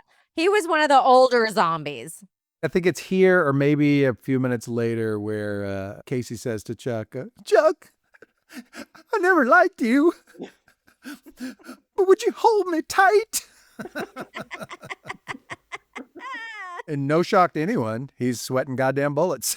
Bullets. He's on so much fucking cocaine. Spider and Chuck are sweating through this whole movie, and really nobody else is except for Frank's, obviously, special effects sweat. Well, clearly the men didn't get last looks, but the women did. True, exactly. True. So Ernie goes out, sees the paramedics van, and shuts the door, and there's one of the paramedics in the background. We get the little person zombie. Or I guess it's not a little person, it's a man without legs, I guess is who that was. With brains falling out of his mouth. Brains fucking falling out. Oh, it's terrifying. The scream he screamed, ah! Oh, and so good. And the way he tries to run after him, but the actor slips in the mud on his little stubs. Balls, yeah, and that's the take they used. Love it. Yeah, I do too. It was great. But yeah, creepy as shit. His scream was creepy. The makeup was creepy. Just very well Ernie done. runs back in and he's like, he can barely even talk. He's like, yeah, we can't. shaking. No, we're not doing that. Can't do that. This can't happen anymore, guys. And he starts like pulling down the shades and stuff. Well, there's a great montage in them having to nail all the windows shut and everything. So great. Yeah. The best part is Ernie grabbing that big old bookcase and they're just standing there watching him and he's like, help me. No. It is a big bookcase, but you can look at it and go, one zombie hand is just going to push that thing over. Right over. And it almost does. It almost tips over a couple times Right. there. So at least they had the wherewithal to drive some nails in the sides. That scene was longer than I remembered. Like they go, "Do you have any hammer and nails?" And they cut to the closet, and they're all just. And they're it's all almost just like they all know where scrambling. everything is. Here's some hammer and nails, and they just all grab it, and they all go back, and they start boarding up the windows. But I think that's part of what I love about it is the characters are in such chaos, right? Like just like any of us would be. They're complete idiots, but absolutely the best kind, right? But they have heart, and so you're rooting for them because you're like, this is kind of what real people would do. They're sort of us on our worst day. And I think that's why the humor hits so well. Yeah, exactly. Scuzz and Spider come into the embalming room, and they want answers. And Bert says, "I don't have to tell you anything, dick brain." So they pull a knife on him. And again, Scuzz's line with the knife is ADR'd. You can tell he Yeah, fucked you up can his tell. line. It's Yeah. so bad. It's so bad. But that's really the only moment where the movie kind of slows down and lets these characters have like a little bit of a disagreement in that way, because I think a worse movie would have like spent way too much time like making sure we understand, ooh, these punks are from the streets, and while these guys are the more collected professionals or whatever, and they don't do that. They establish what's going on. They don't like lean heavily into that because we don't need to. The movie is going at that point. They're just trying to survive. And the fact that we don't waste time on just, okay, well, we're the punks. We're not going to listen to you old guys or whatever. They don't waste time with that. I think that's just brilliantly done. Yeah. While they're in the embalming room, that's when Frank and Freddie are really screaming at this point. And They're in so much pain. And Tina just like all over Freddie, kissing his head and holding him. It's like he was sprayed with that shit. Yeah. Right. So she should be the next to turn because it's all in her mouth. Yeah. That's when they realize, where Ernie realizes that rigor mortis is setting in on Frank and Freddie, and picks him up and cracks his neck, and then lifts up his shirt and sees that the blood is pooling on his back, just like on a corpse. That took a lot of Ben Nye makeup on the back. That took an industrial bruise kit from Ben Nye. This guy fucks up this line. He points at Freddie. He's like, "You're fucking dead. You're gonna turn into one of those things out there." It's so bad. The next scene, the zombies are breaking through the glass in the sanctuary. And so they start fighting them off. And thank God, Scuzz gets pulled to the bars. It was about time. Yes. Correct me if I'm wrong. when Scuzz is fighting, when they're all fighting the zombies at the windows, and he gets pulled into the window, and a zombie takes a bite out of his head and pulls back. Blood squirts. Spray. Blood spray everywhere. This is the first time I always thought it was a torso. They come back and it's just a zombie torso. Did I see one of the characters hack its lower half off as they were coming through the bars and they chopped it in half to a torso? I don't think so. I think it was a torso because what you're thinking of, I think, is this scene where it's an arm that's come through that they're chopping. And you see the arm kind of slowly kind of fall off. Or I think it is just a torso. I mean. Okay. No, I wasn't thinking of that scene. It was, I guess it's just the timing of when the torso's coming out, someone stabs in and it looks like they may have stabbed in at their spine, but it may have just been, it may just have looked a little bit like that. But they pull it in and it's a talking, moving torso that they pin down to the floor with the spine wiggling around. Spinal fluid leaking out too. Yeah. Beautiful blonde hair. Golden locks, yes. And beautiful blue eyes. And she's a nice little forest green color. Yes, she is. And another element to show Ernie is he's a thinker. He's thinking about all of this. He wants to get this zombie onto an exam table. The interrogation room. Yeah, exactly. So they strap it down on an exam table and start asking it questions. The second tit scene. Second tit scene. I rolled my eyes even when I was a teenager when she says, I'll say the line, but then I'll tell you what I heard in my head. She says, brains ease the pain because being dead hurts. I heard, brains ease the pain mainly on the plane. That's how I heard it. Just a little too rhymey for my taste. So then we find out. So there's a reason. This is the first zombie movie I've ever seen where we find out a backstory or a reason why the zombies want to eat you. Because for whatever reason, being dead hurts and eating someone's brain helps with the pain. It's, death, ibuprofen. I think that's one of the scariest things to consider in this whole movie. The idea of like feeling yourself rot is terrifying. And especially to these people in this moment who are inches away from dying themselves to be then told, oh, when you go, it's also going to be the most pain you've ever felt in your entire life once you're there. That is where the horror to me like really hits its highest moment. Yeah, they feel every single bit of their death and being dead. Even if they died peacefully in their sleep, the pain starts now. And they've got to do something to satiate it. And the only thing that does that is brains. More brains. Yeah. I'm going to assume death is peace, and then the trioxin is what causes the pain of being dead, Now they're alert dead, can think and speak and all of that, and now they're in agony. Yeah, they feel their death. The unnatural has happened.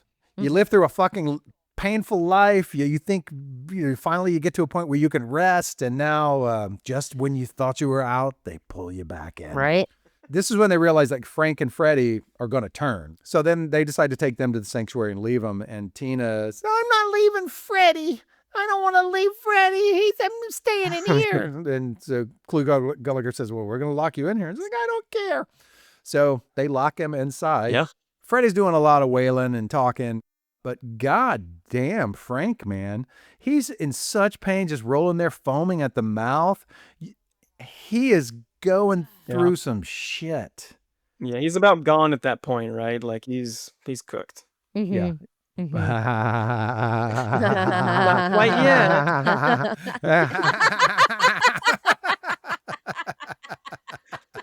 Sorry, that took me about 3 seconds longer than it should have.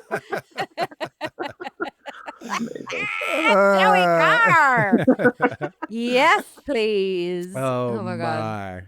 Outside, now we got cops. Cops show up, and some of the worst wardrobe you'll ever see a cop wear. It's like, it's raining, so we just need blue windbreakers and some really ill-fitting hats with rubber booties on them. It'll work. The cops get taken down right away, and then we get a second line, which is send more. There was not enough creepy death-like effect on his voice like there was on the send more paramedics. Well, at that point, it feels like pretty rote to them. There's like, send more cops. Send more cops. The guy's always like, hey, can we have some more cops, please? Right. Yeah, they get smarter as they go. They have nailed the voice. The first one was send more paramedics, and now it's like send more cops. Once they realize, like, we can just say whatever, they'll send them more. Just keep them Yeah. coming. Or Yeah, maybe these it's the fucking brain idiots. eating. So not only is it like ibuprofen to the pain, but it also wettens your vocal cords. So Yeah, you good. sound a That's little right. better. Like, oh That's wow, right. I sound really good.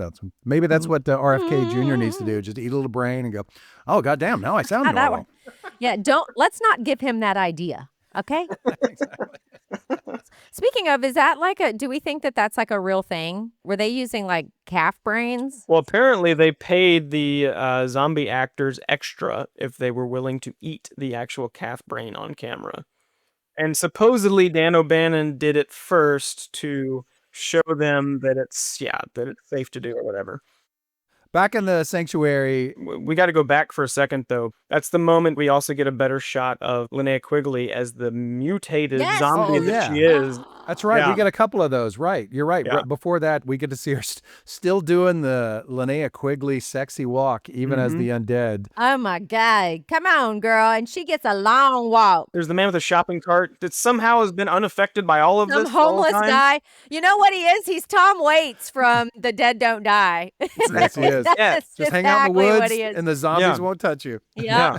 The homeless guy is doing just fine. There's light across her whole body, so he sees a sexy naked woman walking towards him. There's shadow across her face, and then when she steps forward, He does what suicide should have done earlier, right? yeah, exactly. He just sits and stares at her. She bites his head, and then maybe one of the cops, I believe. Yeah, she gets a cop Mm-hmm. as well, yeah.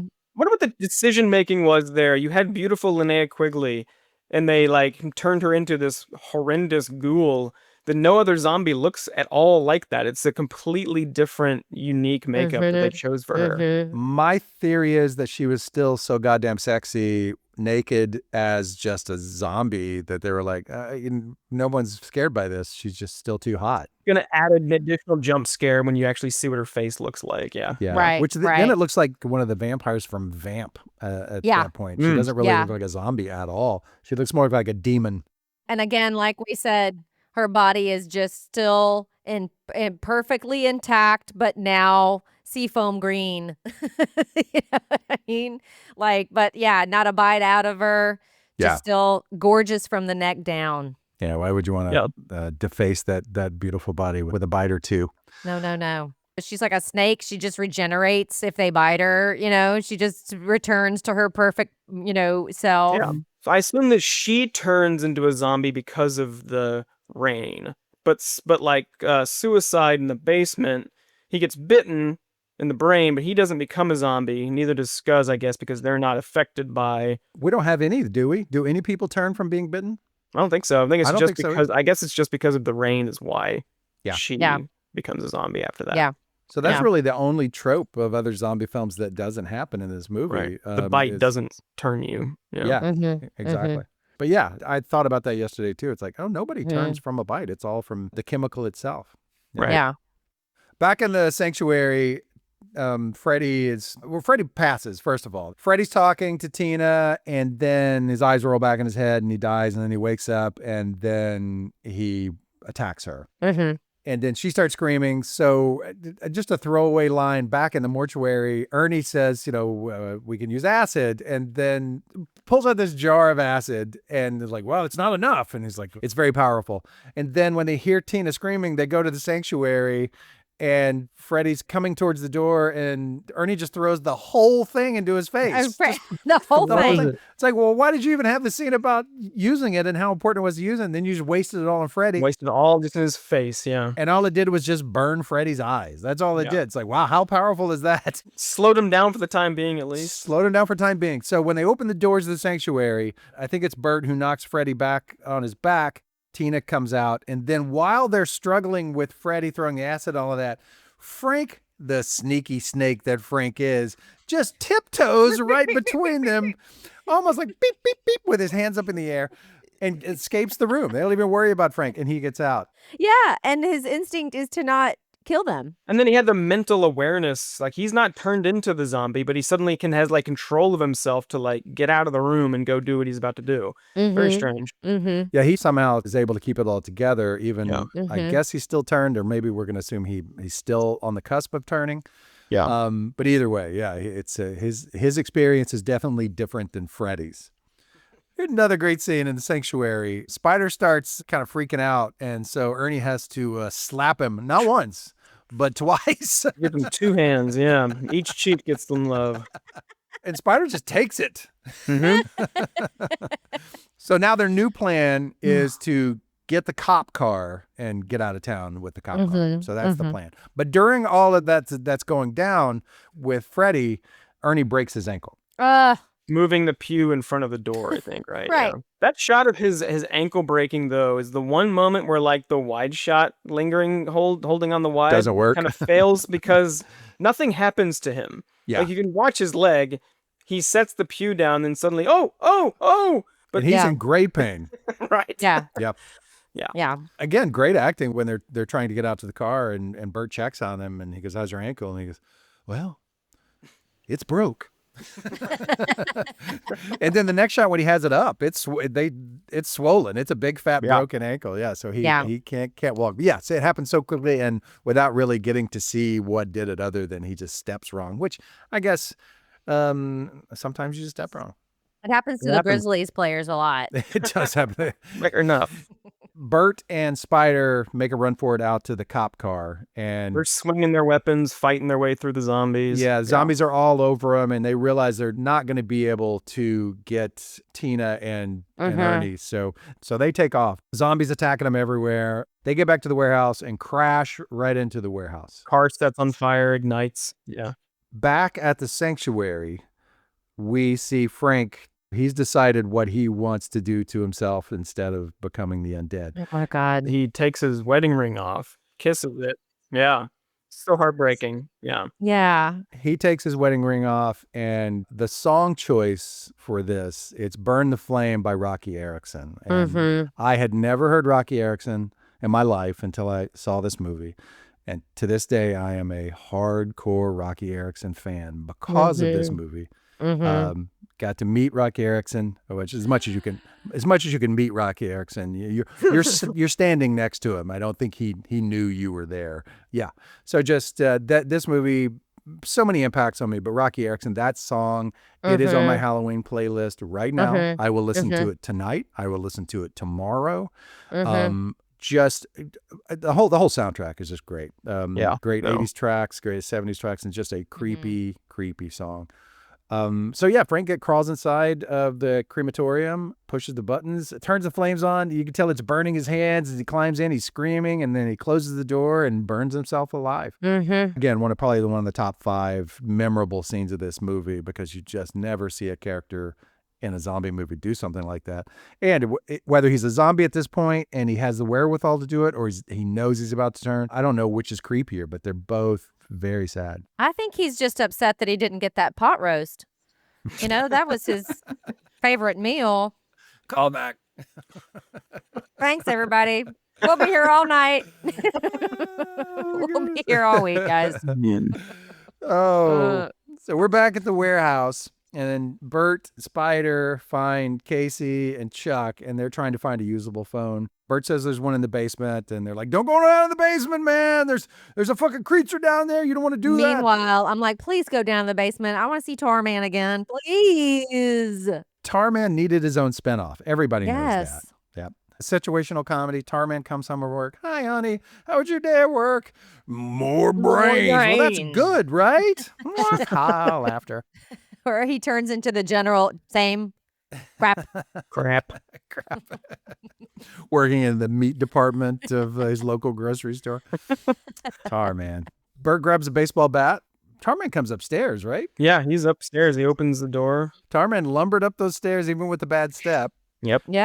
Opens the door. Tarman comes in, and Bert, home run, knocks his head off, goes flying. And this is another great example of putting your actors in a tough spot, because if you watch that shot of the head flying off, it flies across the room and hits Jewel Shepard right in the leg. and bounces right off. You can see the black goo stain across her leg. Yeah, It's so sure she was thrilled with fucking that. good. At least it didn't hit my pretty dress. Bert just calls a number and says, I need the police. And they Mhm. patch him into the police that are outside with a barricade right outside of the warehouse, and says they're a bunch of crazy people. They're in the cemetery. They've gone mad.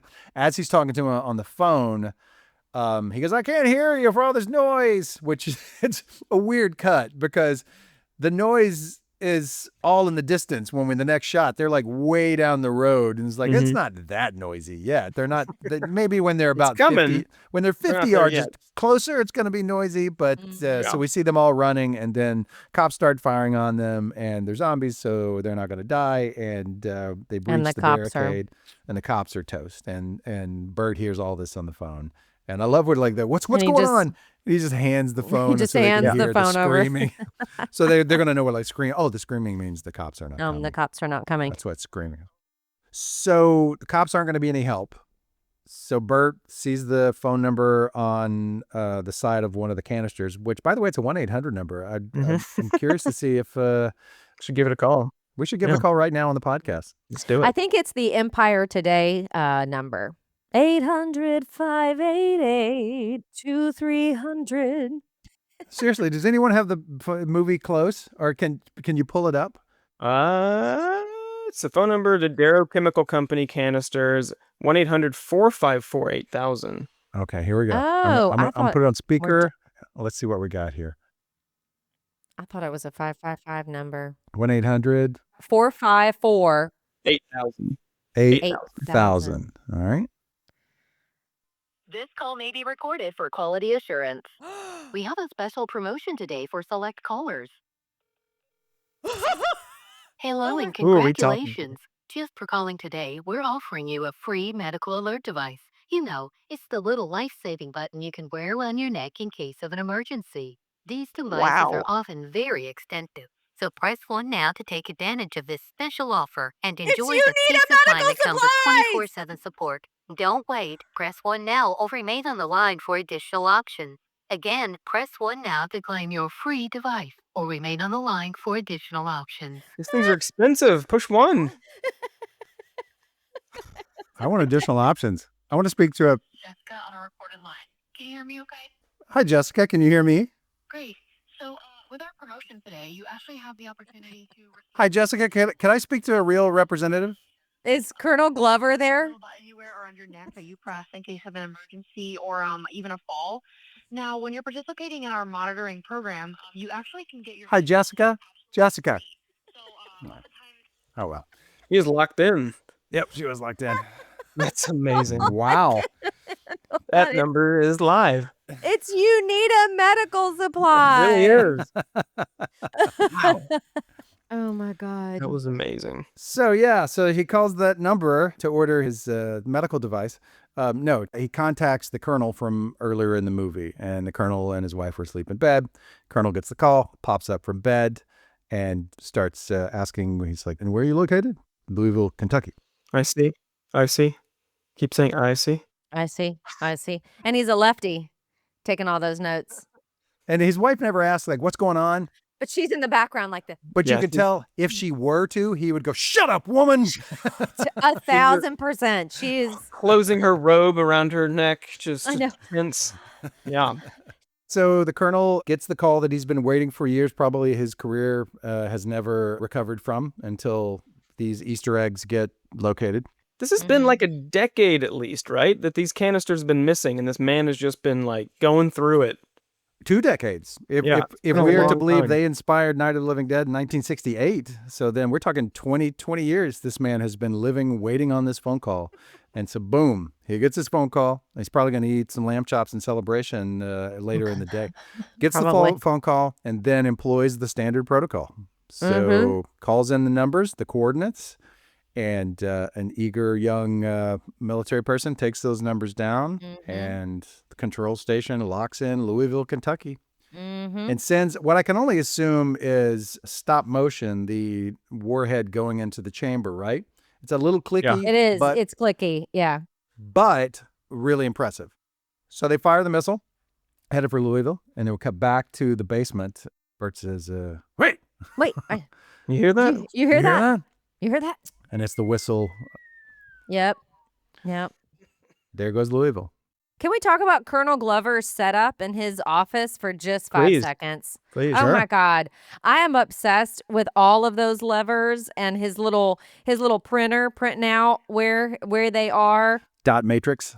Yeah, his computer screen and then the phone, and then he's got the little thing and he's just dialing everything in. I mean, it's like fucking Hal, I mean, it's so impressive, all of the shit he's got just right there in that little cabinet in his office in that house. Well, it establishes how serious this is, Like, Yeah. he needs all this stuff in his home for the minute that this happens, that this call comes in, he has got to act very quickly, which makes sense why he's got those guards on the outside of his house right on the PCH. The guards are probably there, so he's not allowed to leave because he can't retire. He's got to dial in. Well, and Yeah. that's the thing. When he gets home, the first thing he does is go into his office and tell them exactly where he is. I'm home, and I will be home for the rest of the night. He's on house arrest. He's on house arrest until those Easter eggs are found. Mm-hmm. So missiles are in the air. So he then has to report to whoever his head is, and he lets them know that the Easter eggs were found. Actually, the call happens first, right? The Easter eggs are found. Yes, there's some. Well, there is a problem. Some have hatched. Yes. Which is a great line. That's a great line. A great way to put it. So some have hatched. They fire the missile, and then he reports it, giving the estimated losses. He says, "Yes, I know the president is visiting Louisville tomorrow." The fact that they just solved this with a nuclear warhead, but the president is still going to visit Louisville tomorrow. Yeah. And then he says the line, yes, sir, there's still some fires burning, but a cleansing rain will put all those fires out. Yep. And then we get a repeat of the same images that kicked it off, and we see that zombie with the skeleton with the eyeballs pop right back up, and party time again.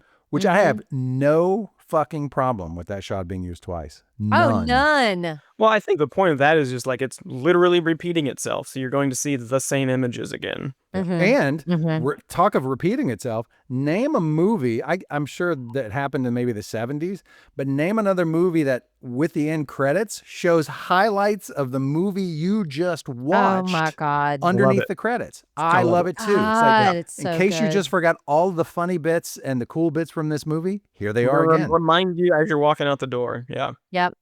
What a great fucking movie. I think it's just the epitome of just like degenerate horror comedy. It's not campy over the top like your typical trauma movie or your Evil Dead, which I love, but like those are way more tongue-in-cheek, way more like playful, wink at the audience, hey, we're all in on the joke kind of movie. This one is just the circumstances make it funny, but the performances and everything make it horrifying. And I think that it's perfect. Yeah, and they're also sort of making some statements, right? I mean, it's not just completely without sort of merit and thought, and even down to the ending with the government, quote unquote, solving the problem, right? Like in the lackadaisical way that they do it, a zero concern for fallout. Just it's sort of nihilistic and it's pure nihilism. Hilarious in that way. You know, you're laughing and then you realize nothing's really ever going to end well. That would totally happen. You just got to. There's an outbreak. Sorry. We got to cut our losses. Lights out. Yep. Adios, Louisville. So there it is. That is Return of the Living Dead. There it is. There you have it. Oh my God. It doesn't get better. It just doesn't. doesn't. That's all I have to say about that. It just doesn't get better. I've probably seen that movie more than any other in my lifetime, and it never gets old. Yeah. Yep. Yeah. I used to show it in backyards when I would host backyard movie nights. It would always be one of the top choices. Like, it's just a great time through and through. Love it. As guilty as I felt that it had been so long since I'd seen it, I was like, what kind of film person am I at all waiting this long to see it? I'm kind of glad I did because it was so much better, even better today, because that's 20 years of sort of life experience of, seeing all different kinds of horrors, horror comedies, all different kinds of films, understanding shots, understanding, editing, understanding all of that 20 years later. And you're just going, I mean, I just watched it basically mouth open the whole time, just in awe of it. If I wasn't laughing, I was going, oh my God, I got to rewind and watch that fucking scene again. I mean, it's so good. And now I will not wait 20 years again to watch it, because I definitely want to show Jackson from the beginning, Awesome. so that he'll appreciate it. But what a joy it was to rewatch this one. My daughter and her girlfriend were here while I was watching it. They're on their phones. And then I would look over just to see, like, oh, they're going to watch the scene. And I could see both of them just like, no longer looking at their phones, watching the movie. Like, this is fucked up. And they go back to their phones and they'd come back. Yeah, it's even people who jump in a movie in the middle, like they did, that you can't not watch it. Yeah. Like Joey said at the very beginning, tone. I preach the gospel of tone when it comes to movies. You can forgive so much. You can forgive mediocre performances and mediocre writing if a tone is nailed. God, and just you're solid, gonna have a good time. Yeah. You're gonna have a good time. It's a filmmaker who knows exactly what they want going in, and the controlled chaos.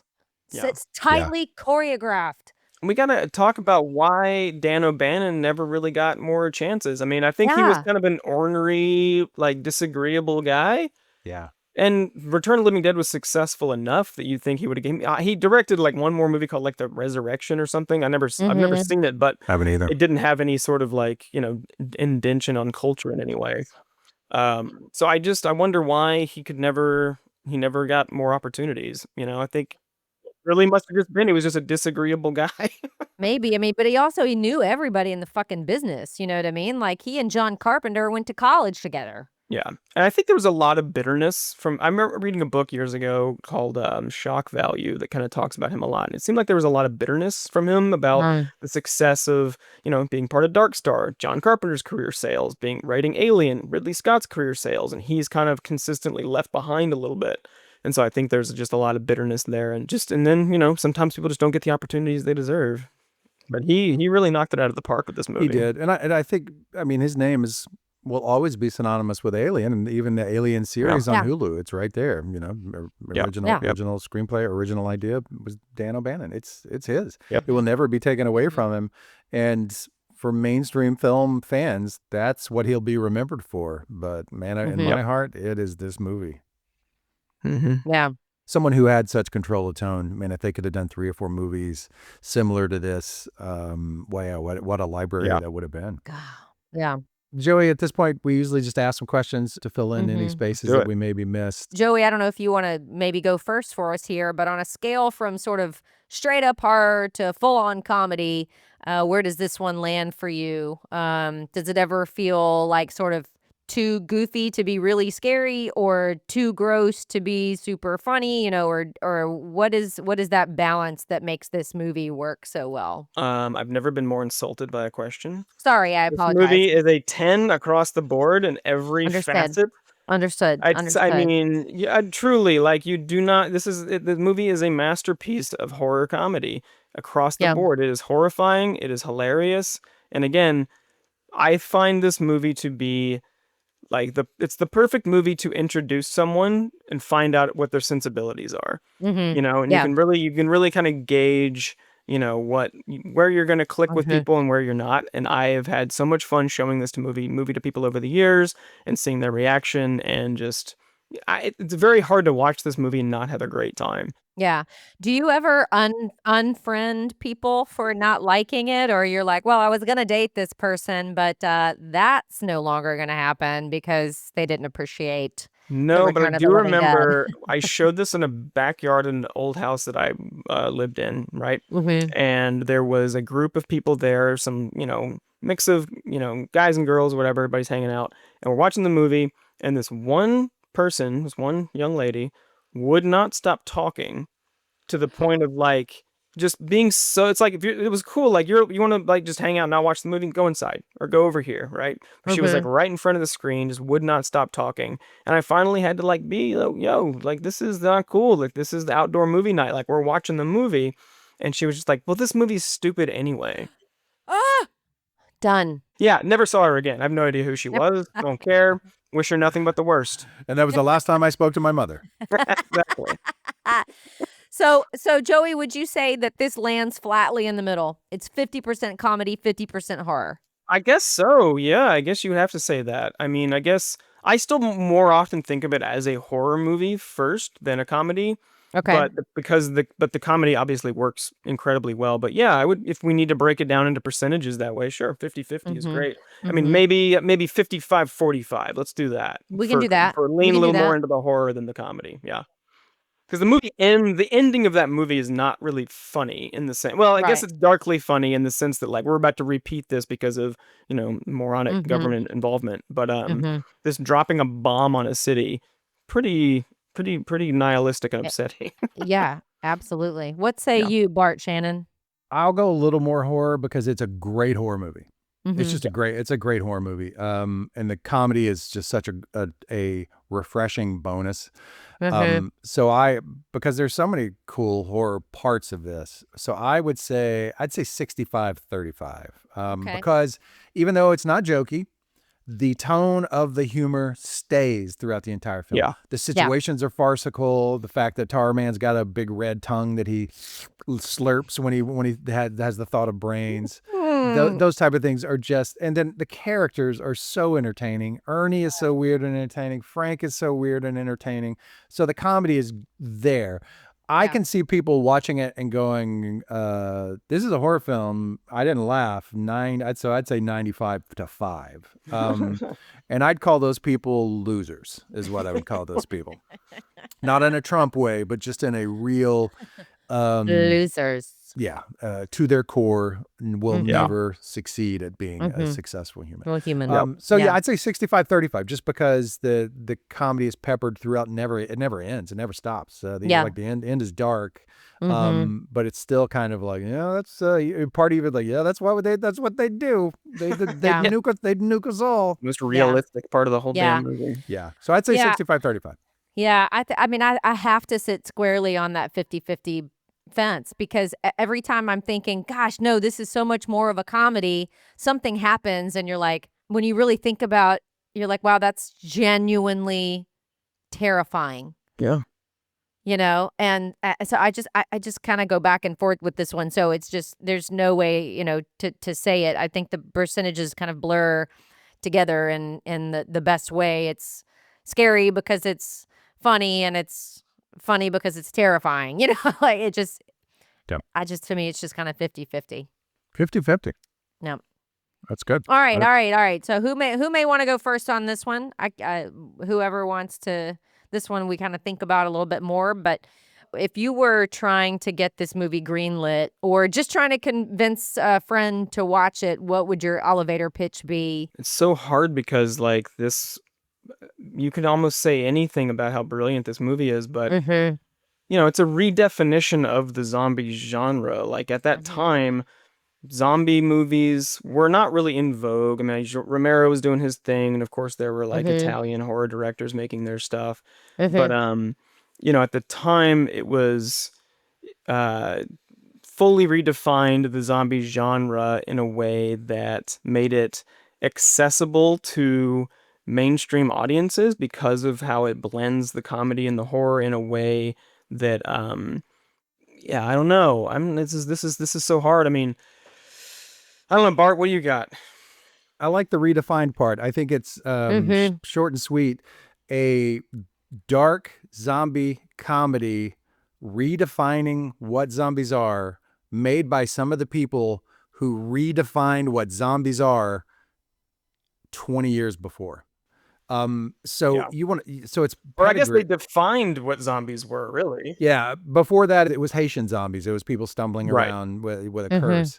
That's impressive to think about, the fact that Night of the Living Dead was so revolutionary when it came out, and then this is what zombies are now. They want to eat your flesh. And then almost 20 years later, some of the creators of that same movie go, no, this is what zombies are now. Yeah. Now they are. And as we just talked about, there are movies and TV shows that are still influenced by the changes that they made in this zombie movie. And that 40 fucking years later is incredibly impressive.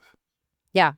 Yeah, absolutely. I had two that I kind of kept going back and forth between. I had a couple of screw-ups accidentally unleash the real zombies from Night of the Living Dead and then call the government, which somehow makes it worse.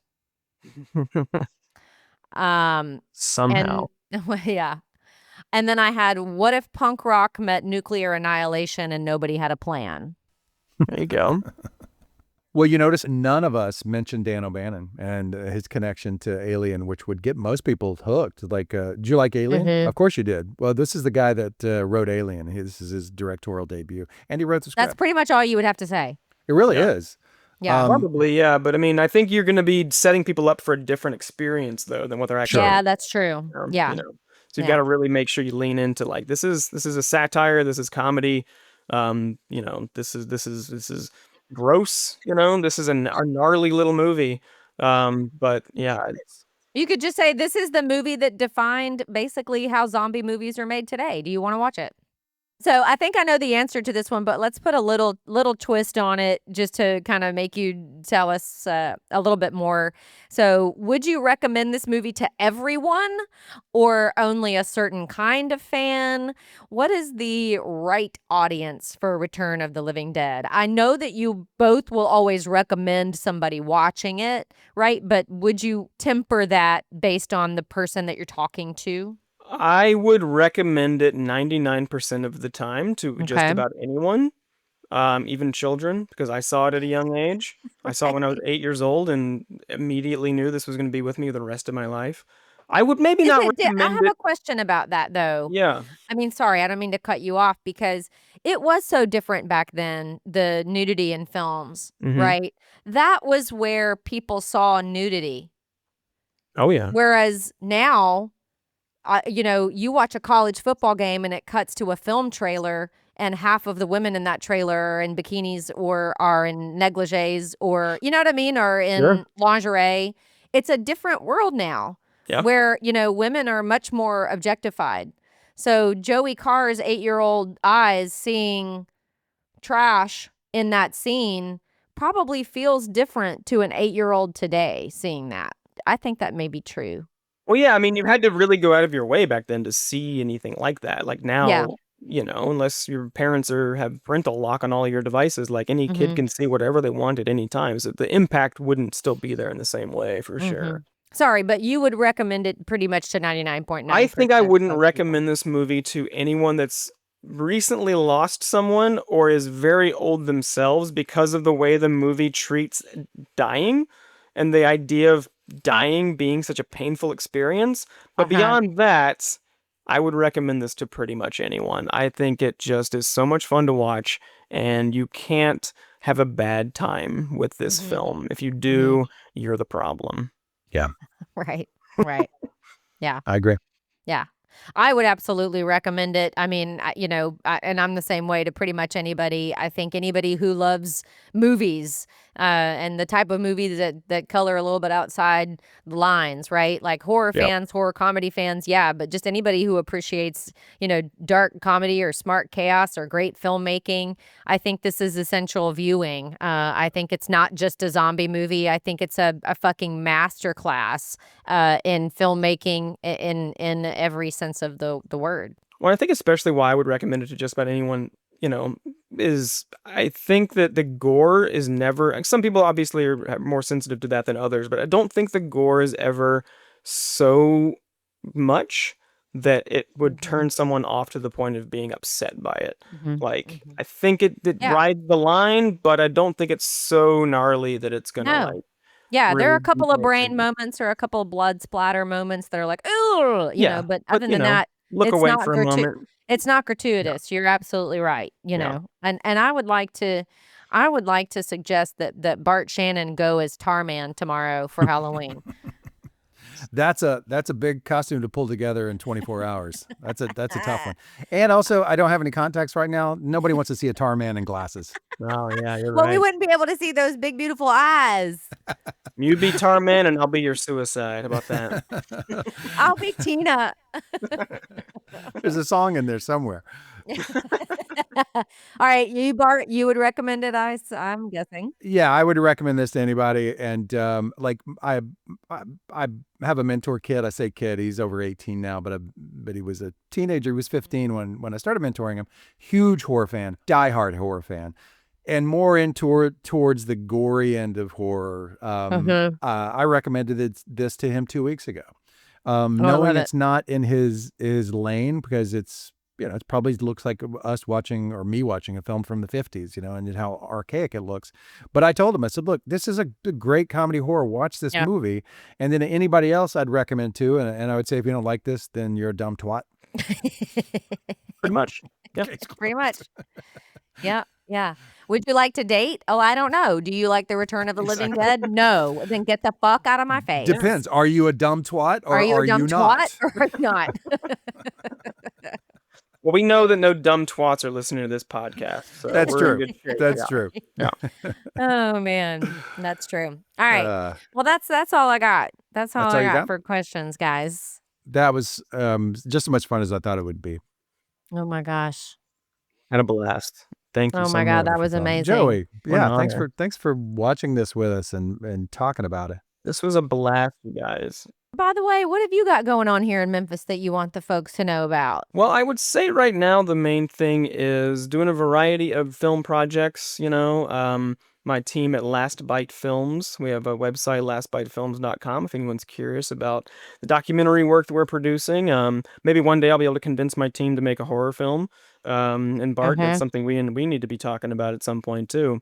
But yeah, I've got just various projects going on, a lot of regional specific documentaries and things. But please check out lastbitefilms.com to see what we got going on. And happy Halloween to everybody. This is going to be a fun year. Yeah, happy Halloween. Long weekend ahead of us. It's going to be a blast. I love also that people refer now to July 3rd as Return of the Living Dead Day. I love that. Yeah. I love that people are keeping it alive, and I hope new audiences are finding it all the time. Yep. Yeah, absolutely. Well, So, you're Joey- doing the Lord's work, Joey. I mean, you do so Thank much you. great work around this city. I mean, and you have for years, just killing it. Thank you. Same to the Yeah. both of you. I mean, you've both been folks I've looked up to for a long time, and the work you're doing is always so admirable and incredible. So thank you for bringing me on. Let me be your third chair this time. And honestly, next time if I do this podcast again, which I hope I do, I want to do one that I don't like. I want Yeah, to make that's- sure, because They're just as much fun. there's a lot more you can There's- really dig into when you really dislike something, but you want to talk about it. And I think that's just as valid of an experience as a film that you love, as long as you come in strong and you have your opinions. Joey, my man, thank you so much for doing this. Pleasure is all mine, man. I can't believe you and I haven't just sat around talking about Return of the Living Dead when we're around each other like this. Well, we just spent many hours doing this, so hopefully that covers it for a little while. But yeah, there's so many more to talk about. And again, if I get an opportunity to do this again, I would love to, because Absolutely. chatting with you two is such a pleasure.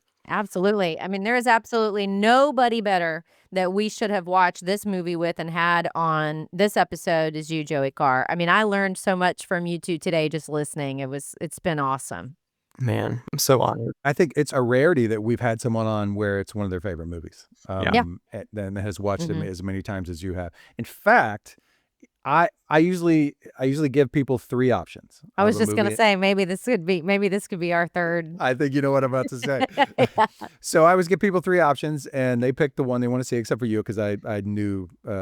You said you called dibs right away, and then I was kind of hoping you would do this one. There's one movie I've offered everybody, and no one ever accepts it, and I think you would be the perfect person if no one accepts it, and maybe I just take it off the table until it's time for Joey Carr Part 2.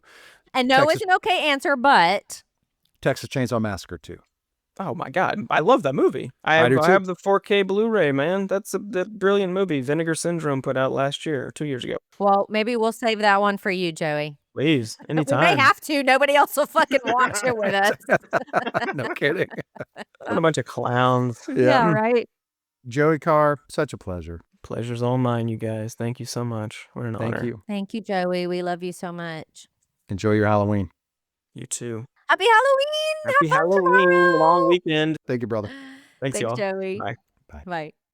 Joey Carr. Oh, Bart. Joey Carr. What a great dude, man. God, what a guy. I love him so much. There's so much to love. But man, the brain on him and just the heart. What a guy. I think half of my film career, well, half I owe to you. The other half I owe to Joey. I mean, Craig is in there somewhere. I think Craig's got to be in there somewhere, right? Craig started it.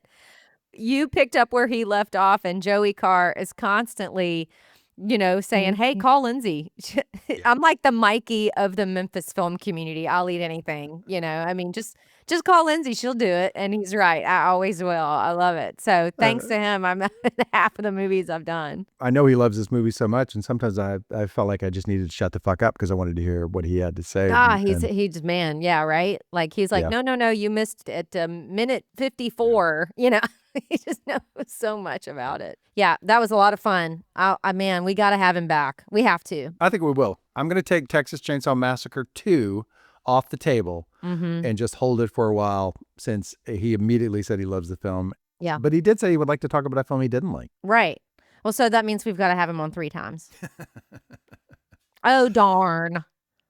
This is Halloween. Oh my God, I'm so excited. I cannot wait for tomorrow. I will order pizza. I will do whatever I want. And it's a Friday. Well, I hope you have a wonderful evening tomorrow and an excellent Day of the Dead following. Yes, and you as well, my friend. I think we should do it again. You think we should do it again? Let's at least do it one more time. At least. Just for the people. Just for all of our 3 fans. Me and you and Joey Carr. Let's do it for them. For the people. The people. Bye, Lindsey. Bye. Love you, Bart. Love you. Bye. All music for this podcast is provided by MKE. To hear more of his music, visit his band's website at detectivemusic.com and Detective on Spotify.